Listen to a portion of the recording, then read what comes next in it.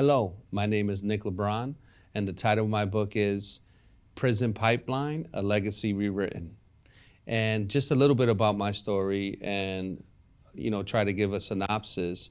It is around the prison and what it meant in my community as an expectation and almost as a rite of passage for Latinos in Hartford.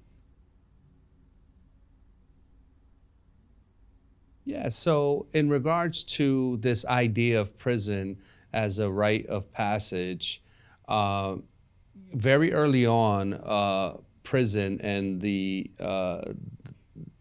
prison industrial complex was a part of our lives, where my father, my grandfather, cousins, uncles were all involved with the prison system in some aspect. And when you think about the system, it isn't just about going to prison per se. There is court fees, bond, bail, bondsmen. There is the visitation of folks in prison. There is court dates and appearing for support for someone who's going through these processes. There's also the end, where there's the release of folks who get out of prison, and parole and probation and requirements. And so it ended up being a very big part of my life, particularly since my father was in and out of prison, and a lot of my family members. So the status of my father's situation was always very relevant, because it was dependent on how much time I could and would be able to see him. So I think I was very early, like, so kindergarten, when I realized my dad was in and out of prison. But I think at first you don't share these things. I'm not sure if that was told to me by my mother not to share them. I wasn't sure if I felt myself, embarrassed of the situation. But I do know I do remember having the conversation with my peers in school, maybe around the fourth grade, where there were other friends of mine who had either fathers in prison or family members in prison, and we could share stories. So I remember hiding it at one point, but then when I became a little bit older, maybe around 10 years old, that I began to share that with others. So I think the first thing, when I think about role models, I think about my mom as the kind of almost an omnipresent role model, for me. She did everything for myself, my sister, and my little brother. Like, all of her moves and the things that she did, whether it's moving us or placing us in certain schools, was for us. She really believed in academics and education, and she put us in a position to be successful at it. And I admire that, because she was a teenage parent herself. And so to be able to do those things and overcome. But the other thing too, she was very adamant about having a career for herself. So she went back to school and became a social worker, and eventually ended up retiring from the state. So in terms of role models, my mom was the omnipresent one, was the role model basically for everything growing up. In terms of male figures, there wasn't really any in terms of role models, but I did love my male figures. And so, uncles, cousins, my dad, of course, my grandfather, I loved them very much, but they just weren't looked at as a role model. So, throughout my growing up, and, understanding that all the male role models all the male influences in my life, their influences were actually like, don't be this way, because you'll end up like them in prison. So they were like kind of the anti-role model, or what not to be. And so as a result, I kind of, moved in a certain way where, I tried to avoid making critical mistakes or big mistakes, because the reminder was, listen, if you keep on this pathway, you're going to end up in prison like such and such. And so, that was a constant theme, particularly being a male and seeing all these things around me. But the seminal moment for me, and when I really decided that, I was tired of it, is my mashed potato story that I tell all the people, all my readers of my book. And the mashed potato story went like this. We were at a family function, and at this family function, mashed potatoes was on the menu. And I love mashed potatoes, still love mashed potatoes to this day. But a friend of the family thought it was important to let me know that I was going to inevitably hate mashed potatoes after I got out of prison. And so for me at that moment, there were two things there. And I say this completely tongue in cheek. I love mashed potatoes, right? So no one's going to talk bad about mashed potatoes. But more seriously was the fact that he mentioned it as an afterthought after I get out of prison. So I immediately pushed back to him. I said, listen, I don't plan on going to prison. And he said, okay, we'll see. Kind of shrugged it off as a matter of fact that inevitably this was going to be a part of my journey. And so those were like the kind of things that were happening throughout my lifetime. Sure. So I think there was one pivotal moment that changed the course. But I do want to say that I was part of that stream, right, where we're heading to the direction of potential incarceration. The first thing is that I'm very proud. I'm a very proud father of 3 adult children now who are professionals in their own right. But we started off, my wife and I, as teenage parents. And so as a result of that, you know, I was independent very early on. And the importance of raising my family was on me very early at 16 years old. By the time I was 19, I had 3 children. And so I tried to, you know, I worked. And so, but at the time, minimum wage was $4.27 an hour. And so that was not enough to sustain a family. So I began on a pathway of trying to make up that by, you know, selling marijuana. And at the time, it was illegal. Some would say that I had tremendous foresight now that marijuana is legal, but nonetheless, that it was illegal at the time. And so I was supplementing my income being able to do this. And I end up being arrested and facing incarceration. And even with that, it took some time in that I had to go to, because it was my first criminal case, I didn't really take it that seriously because I felt like eventually it would be dismissed because it was just marijuana, I think, but there was points where I was violating the conditions of the program and the requirements of the court system. And there was, and the pivotal moment was when the judge, Judge Gold at the time, if you're from Hartford and had any kind of involvement with the criminal system, everyone knows who Judge Gold is. He is a very tough judge. He looked at me, he said, Mr. LeBron, if you violate one more time, you will be doing 5 years in prison.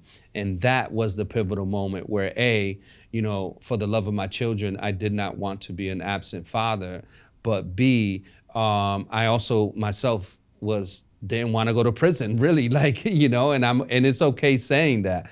I feel confident enough saying that. I did not, I was fearful of going to prison.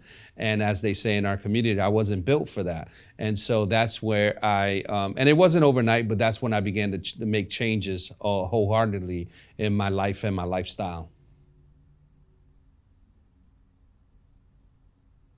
Yeah, so I think the biggest thing, and so first of all, when you think about change and making lifestyle changes and really developing your purpose, you have to figure out a way to kind of fulfill those purpose and fulfill, whatever your goals are.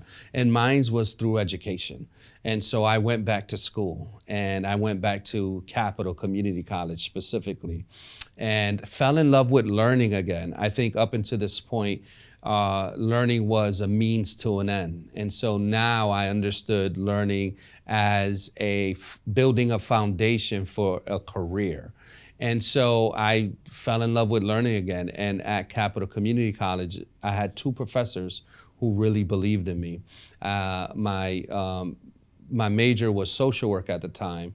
But what really stands out to me, and the story that stands out to me, was my professor of history, of African American history, Professor Downey. At the time, he was teaching two courses. He was teaching one at Yale, and he was teaching at Capital Community College. And I remember the first day that he provided us the syllabus. And I remember reading the syllabus and being a little bit overwhelmed by what I saw.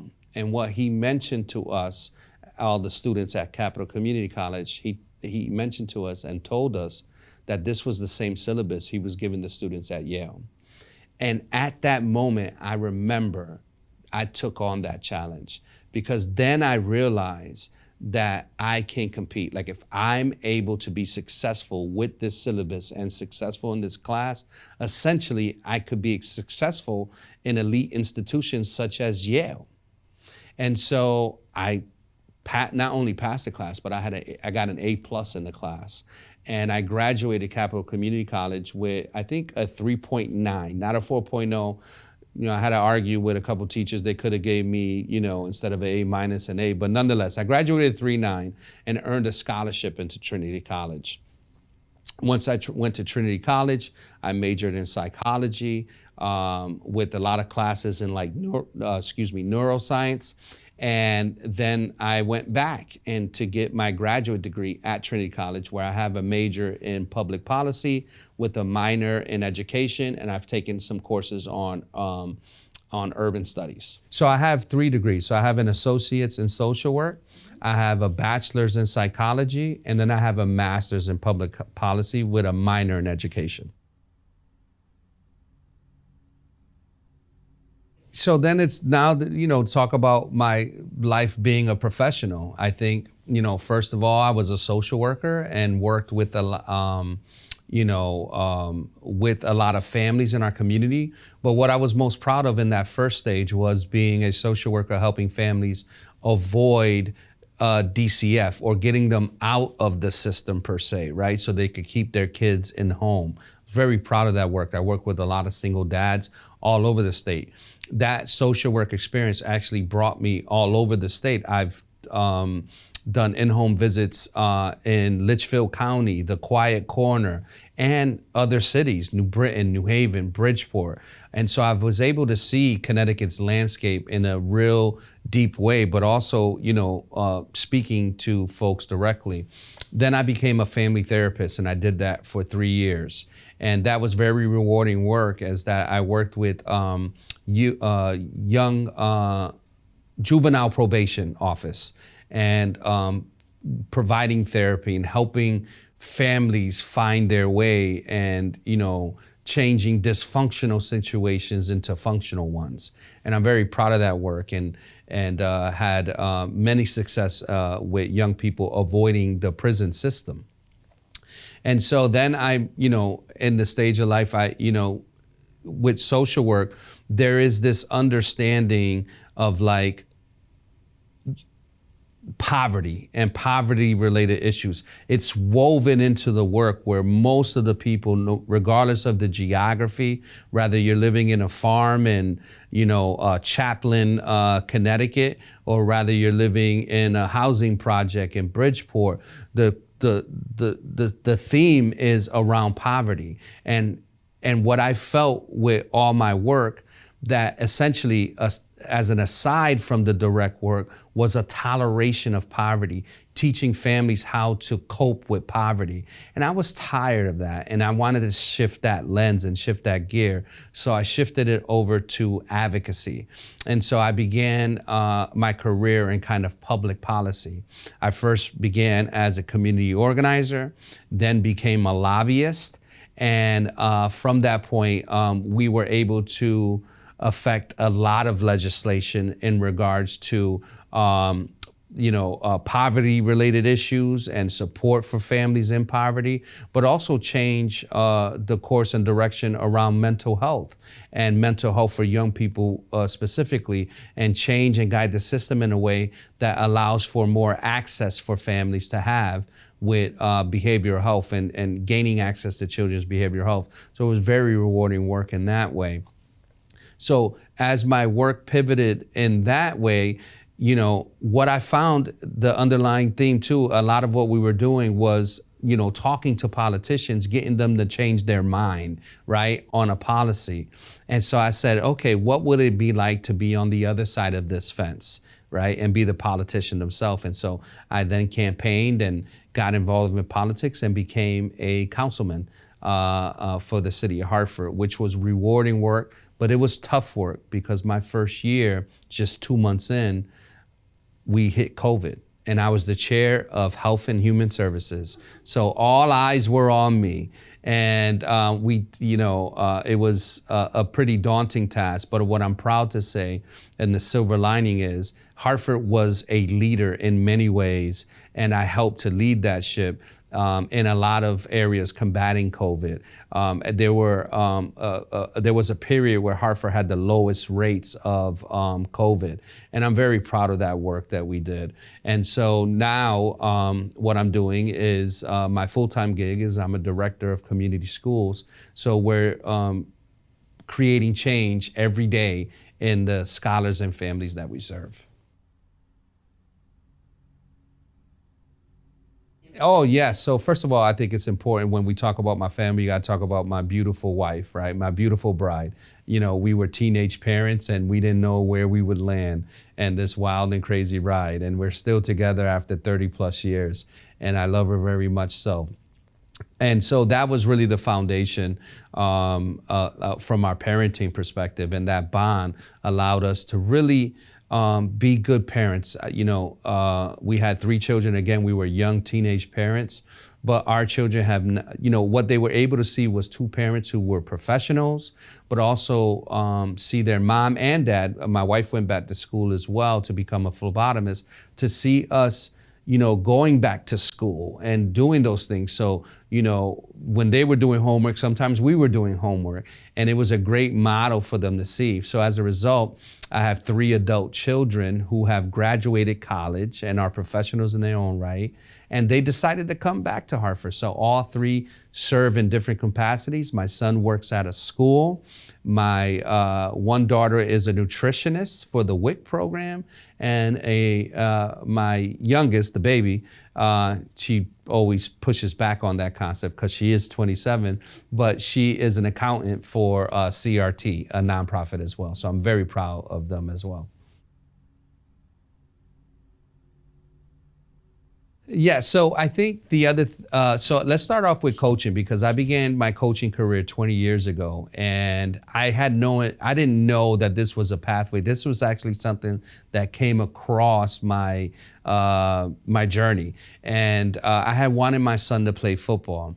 And when he was 8 years old, I went out to bring him to the football team, and there was only one coach there, Coach Black, with 50 kids.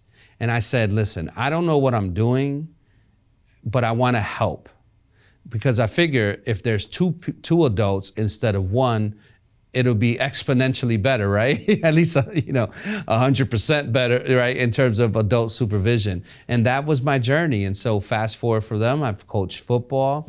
I've coached girls basketball. I've coached soccer at a time. I've umpired baseball. And so as a result, a couple buddies of mine were kind of on the same journey and doing the same things. And we realized that we had a lot of commonalities in the issues that we had to overcome. And so we all came together and founded an organization called Active City, where our mission is to make Hartford the most physically active city in the country. And so with Active City now, that was approximately 10 to 15 years ago, where we became an official nonprofit. But now we've exploded, and now we have 24 different sports programs, all types of sports, from fencing, unique sports like fencing, young girls golf, I think we have a karate class now. My favorite of all of them is a sports dedicated to children with autism and who kids are on the spectrum. And that actually has a wait list. And so, we're able to impact every day. So that's the nonprofit realm. And then more recently, I launched my podcast. I still felt this burning desire to be involved in politics, although I wasn't an elected official. I also ran for mayor in 2023, and I wasn't successful, but I still had this burning for teaching folks at least about the local government. Oftentimes when I was engaging in my mayoral campaign, you'd be surprised who had questions and from where they were from. And it didn't matter, but there was always knowledge gaps in terms of, folks that wanted to be more civic minded. And so I started this podcast, Make It Make Sense, or MIMS for short, to try to help fill in the gaps for people and teach them about what's going on locally, what's going on nationally, and what's going on at the state level. We're 4 episodes in. I'm very excited about that. We've already reached over 1,000 views. And so my hopes is to continue on that journey to try to help frame the current landscapes at all 3 levels, the national, state, and local levels. So you could find it on LeBron for Hartford. And so there it's Make It Make Sense. And so LeBron for Hartford is LEBRON, and it's the word for, FOR, Hartford. And that is on Instagram, that is on Twitter, well, X, formerly known as Twitter, and Facebook. Yeah, I think overall the connection is around service to others or human service. I grew up in a home, when I mentioned my mom was the first social worker, and I modeled myself and my professional standards based upon what I'd seen growing up.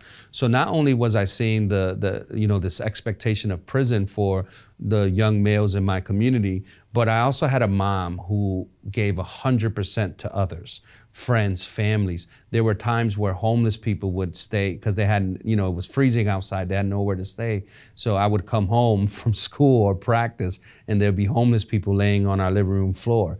And so that's how I grew up.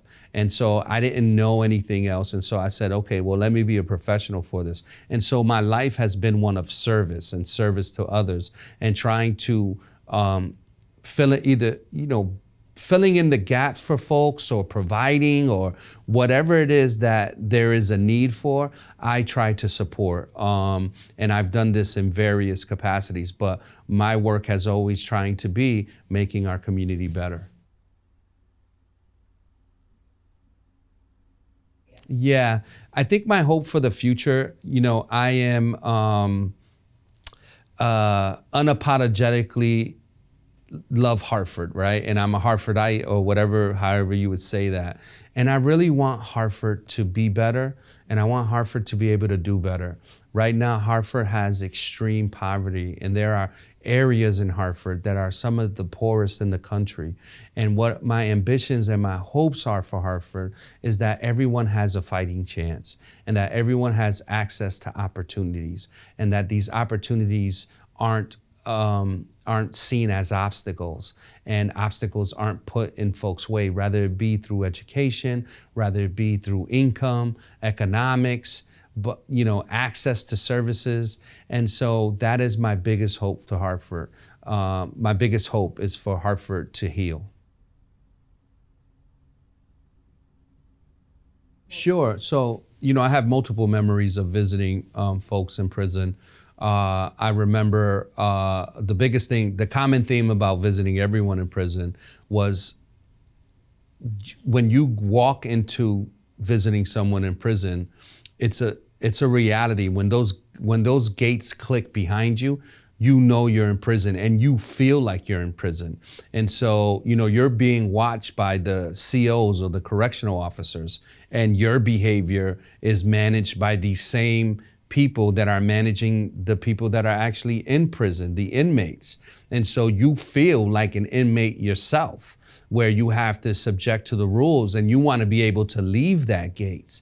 And it's a very real thing that you feel, whether you're young or old. And I remember never misbehaving, even as a youngster when I would visit my dad.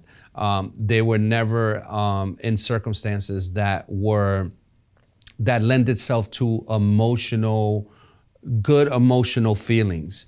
They were always felt penalized in a way, and the human element was always negated out of those experiences.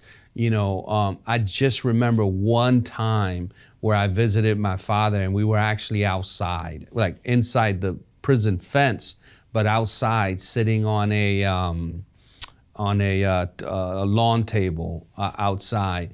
And I don't even remember what we talked about. I just remember the experience was a unique one that I never felt before.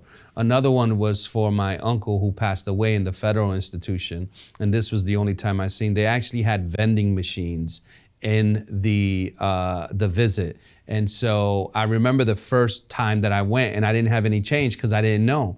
There was no one to let me know that you can buy snacks while you were visiting. And so I wish someone had said something somewhere. But I remember from that time on, I would bring $5, $10 worth of change, and my uncle would appreciate it at the time, and we would be able to get whatever we wanted from the vending machines. It was such a blessing to see him smile, eating a Kit Kat or a Snicker, things that he didn't have access to. And we would play chess, and we would be there for hours. And at some points in times, you forget, or you try to forget, where you actually are. And I miss my uncle very much. We lost him last year. Yes, I mean, so I have nightmares now about prison. And even though my life has completely changed, I still get afraid when a police car is behind me. Like if I'm doing something wrong, I still, I just had a dream last night about potential incarceration. It is a thing that is constantly around us. When you see folks threatened with prison, going through the prison system. I just recently was in court 2 weeks ago for my little cousin who is in prison now. And he's going to hopefully, knock on wood. I mean, I've got to find some wood here, but knock on wood. But hopefully he gets out on Monday. And so it continues to be a reality. And unfortunately, I see prison as a system, and a system in order to survive, it needs multiple components. And unfortunately in Hartford, the prison systems is an economic system and exists as such, where you have multiple people that are, that have professions and those type of things and jobs, taking care of the children on the concept of people being incarcerated. So how do my kids view the history of my turnaround? You know what's interesting? I think it'd probably be better answered by them. The way I think they would is they're tired of the story. They've heard it. They walk around the community. They're often seen as Nick LeBron's children, and rightfully so. They want to create their own pathways, and they are. And eventually we'll get to the day where I will become their dad as opposed to, my children. But they understand and respect the remarkability with my story. But also, they also seen some of the bumps in the road, a lot of the bumps in the road. And it wasn't always smooth sailing. This journey was not linear. It was more like this, a jagged direction. So they've seen some of the bumps as well. And, we're continuing to try to heal with those circumstances. And I say the word heal with intention because, mental health is just as important as anything else. And we need to recognize those things. So everything's not always rainbows and roses or Pollyanna-ish, and so I want to honor and respect, my children's thought processes with the good as well as the bad. Yes. So, I mean, Not necessarily, I haven't become necessarily a spokesperson, but I'm constantly providing mentorship, particularly to young men and also young women as well, but mostly young men. You know, people reach out to me, and people, they know that I'm gonna answer the phone, and if I can't help them, I'm gonna try to find a way to help them, or at least provide advice. And so, for example, tomorrow evening, I'm meeting with someone to talk about his wantingness to be a police officer. I've never been a police officer, but nonetheless, I know the hiring process and the systems, and I've done some research, and I call police officer. I'm going to share the information that I learned with him. And so I've done this throughout multiple opportunities. So it's more about the connection that I've had with people long term than to kind of be the spokesperson. Yeah, so I think last year we hit 3,000. We served 3,000 kids in the city of Hartford. No, I feel good. Was asked a lot of questions. I appreciate the opportunity around the human book. I think it was a deeper exploration in myself, and as well as an opportunity to kind of share that my story as one that I can share with others. And I hope that I provided my readers with whatever it is that they needed. Yeah, I think the easiest one would be have Nick LeBron be your mayor. But I mean, that is a compound question, right? That needs a lot of answers. And so the biggest thing is to understand that all the systems are interwoven that result in where we are. And so you have to tackle all of them in a certain way, but also be able to create spaces where interconnectivity can actually lead the way. And so, for example, even with the prison industrial complex, there's a reason why it's called complex, because it is complicated. And so you have the release of probate, you have probation, the parole institutions, you have the court support services division, you have the courts itself, the attorney generals, the public defender's office. I mean, all of these things, if they work in isolation and they work separate, then you're going to have separate solutions to the same problem. And so you have to be able to bring people together in spaces in order to combat complex issues.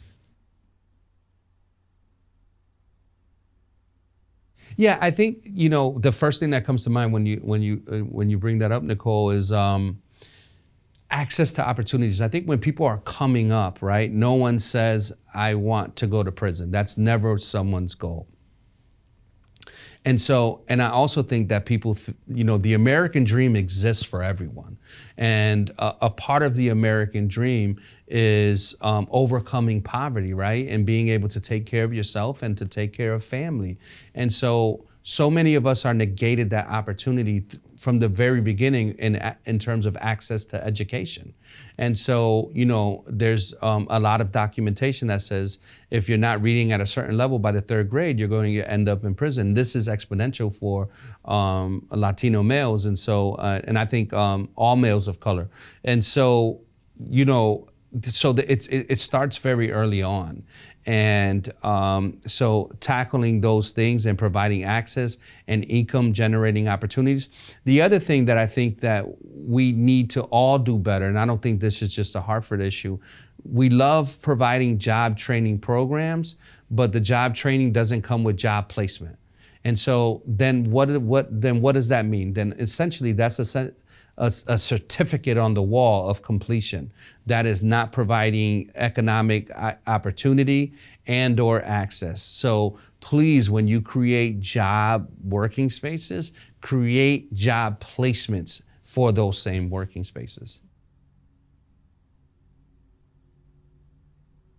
Yes. I think the biggest thing I want folks to take away from my book is that it is real, that you could be anything that you want to be. I think in different communities and different unique circumstances, folks have different expectations placed on them. Some of them negative, like the one that I encountered for myself of this expectation of going to prison. But there could be other things that can be a cross to bear.